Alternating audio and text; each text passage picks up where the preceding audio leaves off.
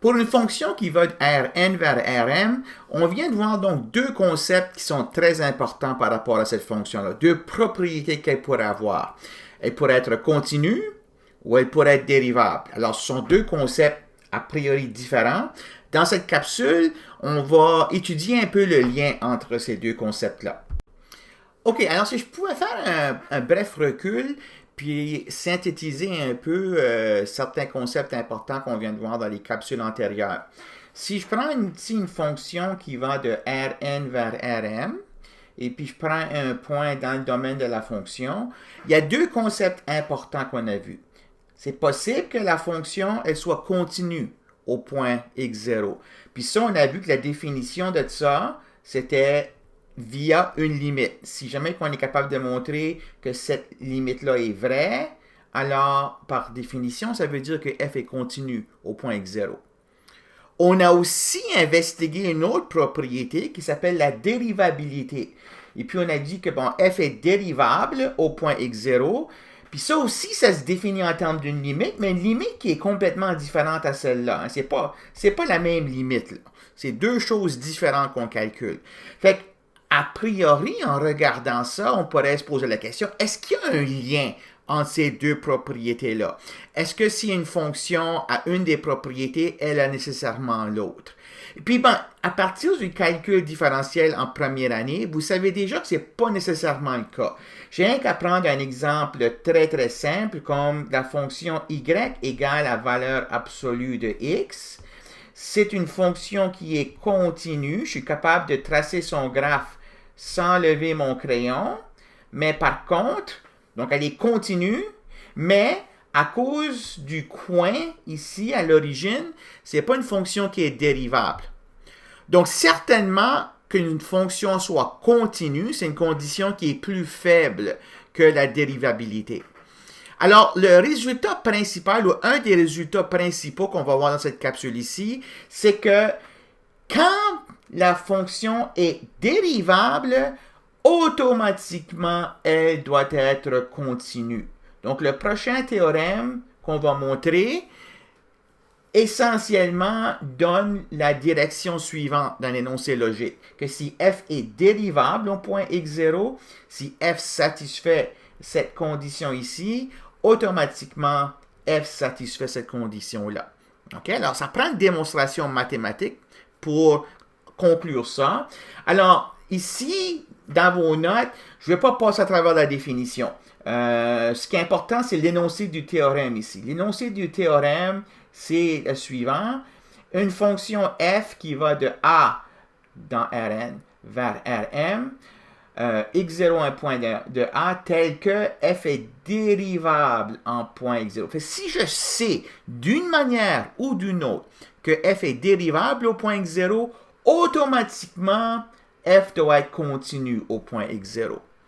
Donc, la démonstration ici, comme je dis, je ne vais pas passer à travers, mais j'aimerais que vous la lisiez au moins une ou deux fois pour voir que tout ce que je suis en train de faire ici, c'est de montrer que si cette définition est satisfaite avec epsilon delta, ça implique que cette définition ici est satisfaite avec epsilon delta.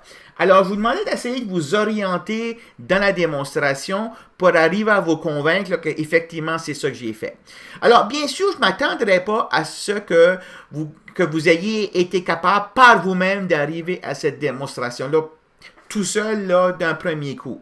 Mais j'aimerais, comme je disais, que vous la lisiez une couple de fois pour que vous voyez ce sont quoi les ingrédients clés dans la démonstration.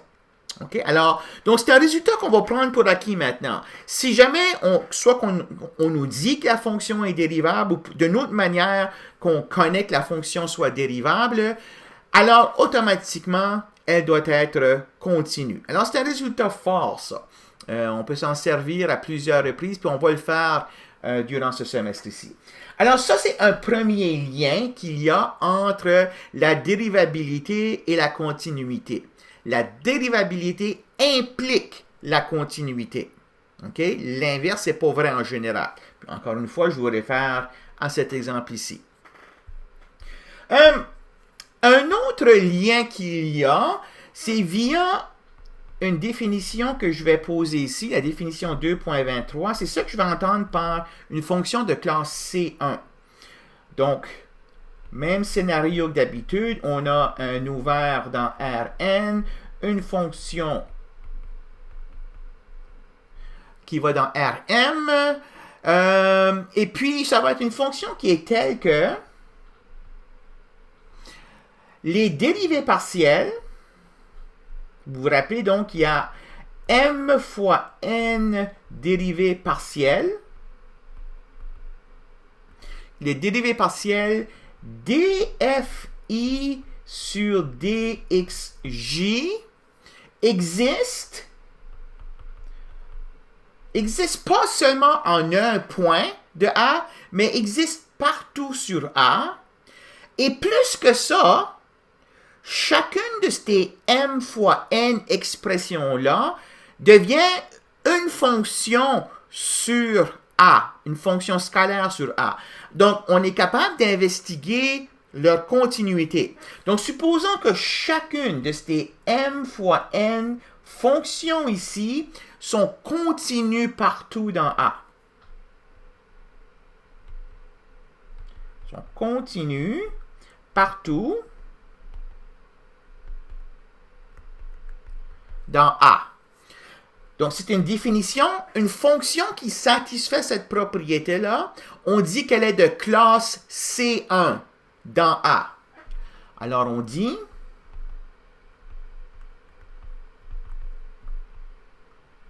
que f est de classe C1 dans A. Et on écrit f appartient à C1 de A. OK? Bon, je l'ai dit, ben monsieur, il faut que je vérifie m fois n différentes fonctions, leur continuité. Mais n'oubliez pas qu'on a déjà là, un gros sac de fonctions qu'on sait déjà qui sont continues. Hein? Des polynômes, des quotients de polynômes, pourvu que le dénominateur soit pas égal à 0. Des fonctions qui sont composées, qui sont construites à partir de composés de fonctions continues.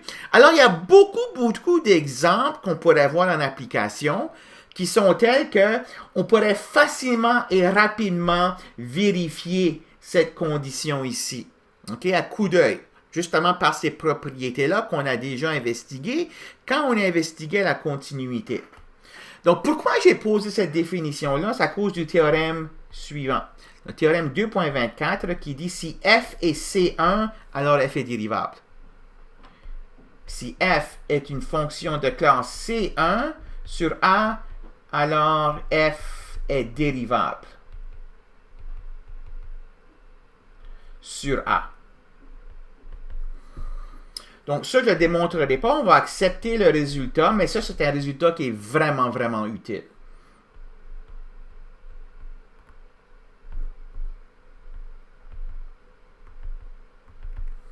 Hein, parce que, comme je disais, si on a une fonction f qui est composée de polynômes, de quotients de polynômes, de sinus, de cosinus, de polynômes, tout plein de combinaisons possibles qui font de telle sorte qu'on pourrait calculer ces dérivées partielles ici, puis qu'à leur tour, les dérivées partielles seraient aussi des quotients de polynômes, des combinaisons de sinus, cosinus, exponentielles et ainsi de suite. Donc, on pourrait immédiatement, à l'aide de théorèmes qu'on a vus au préalable, argumenter que ce sont des fonctions qui sont continues.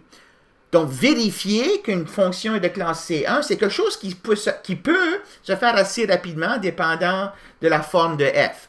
Et dans ce cas-là, on pourrait immédiatement conclure que la fonction est dérivable, et puis, avec ce théorème ici, que la fonction est continue. OK? Alors, donc, c'est un théorème qu'on va pouvoir utiliser, puis on va l'utiliser à plusieurs reprises durant le semestre. Ça nous sauve beaucoup de travail. Donc, dans ces situations-là, on n'est pas obligé de montrer là, que la limite existe avec le epsilon delta. Il suffit de pouvoir citer correctement le théorème. Alors, je termine la capsule avec deux petits exemples. Exemple 2.25. Premier exemple, si je vous donne la fonction f qui va être R2 dans R défini par f de xy égale à, alors je vais me prendre xy sur x carré plus y carré. Si x, y est différent de 0, 0, et puis 0. Si x, y égale à 0, 0. Et je vous pose la question, est-ce que cette fonction-là est-elle dérivable?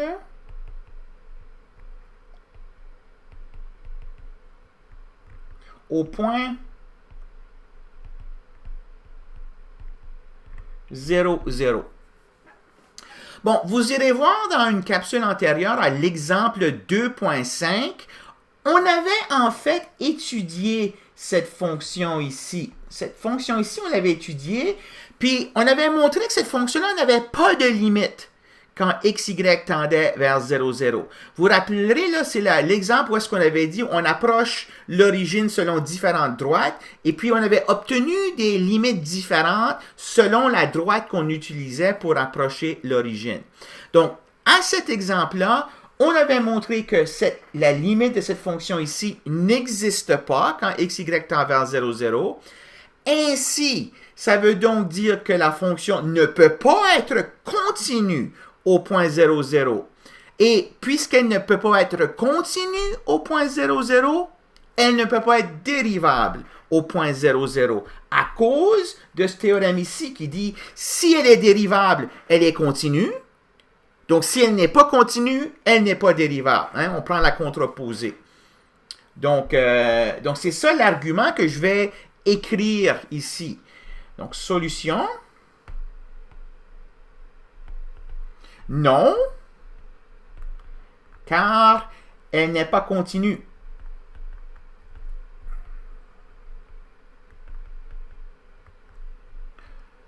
Au point 0, 0. Donc, vous allez voir, c'était l'exemple 2.5.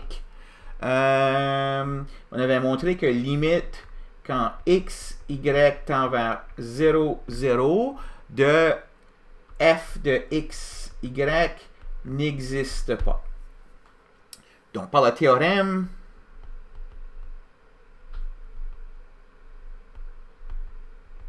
« 2.22 »,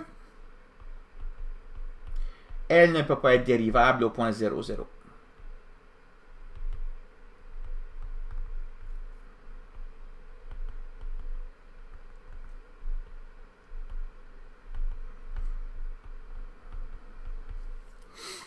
OK? Alors, voilà. 4 lignes, 2 phrases, et puis on arrive à montrer que cette fonction ne peut pas être dérivable. Donc, inutile d'essayer de vérifier avec epsilon delta. Donc, il faut bien connaître ces résultats théoriques-là, ces théorèmes-là, parce qu'ils peuvent nous économiser beaucoup d'efforts.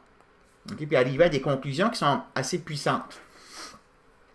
Partie 2 de cet exemple ici, on va prendre une fonction soit f qui va de R2 vers R2, définie par f de x, y égale, donc parce que l'image est dans R2, il y a deux composantes. La première composante, je vais prendre cosinus de xy, puis la deuxième composante, je vais prendre tout simplement x carré plus y. Alors, donc ça c'est le F1, puis ça c'est le F2. Alors, on demande, montrer que f est dérivable partout et calculer sa dérivée. Que f est dérivable partout sur R2 et calculer sa dérivée. Bon, quand je regarde ici F1 et F2, ce sont des belles fonctions, hein? Ce sont des polynômes. F2, c'est un polynôme. Ça, c'est un polynôme. Ici, f1, c'est pas un polynôme. Par contre, c'est un cosinus d'un polynôme. Ce polynôme-là, il est continu. Le cosinus est continu. Je sais que la composition de fonctions continue est continue. Donc, immédiatement, je pourrais dire que cette fonction-là est continue. Ça ne me permet pas de conclure qu'elle est dérivable pour l'instant, mais je pourrais dire au moins qu'elle est continue. Par contre, la chose que je vois, c'est quand je vais dériver f1 et f2 là, par rapport à x et par rapport à y, ça va également être des fonctions continues. Je vais avoir d'autres polynômes ou des sinus de polynômes. Donc, je vais pouvoir utiliser l'argument que ce f-là est de classe C1. Puis immédiatement, avec le théorème qu'on vient de voir, ici le théorème 2.24, sa fonction-là doit être dérivable. Et de surcroît, sa dérivée, ça va être la matrice du Jacobien comme on a vu à une capsule précédente. Donc, je combine toute cette information-là ensemble.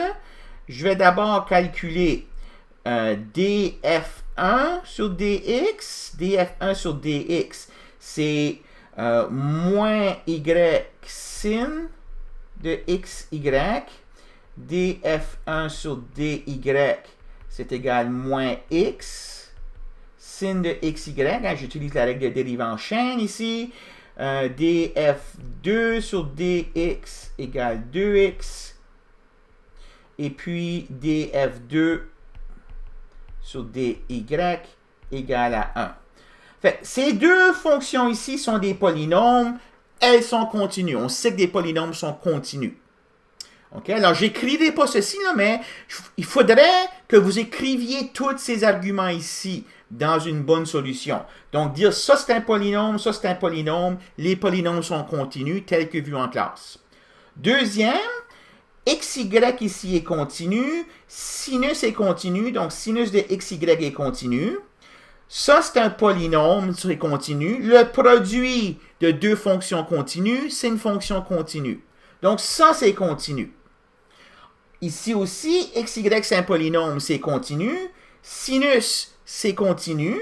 Donc, sinus de xy, c'est une fonction qui est composée de constituants continus. Alors, c'est continu.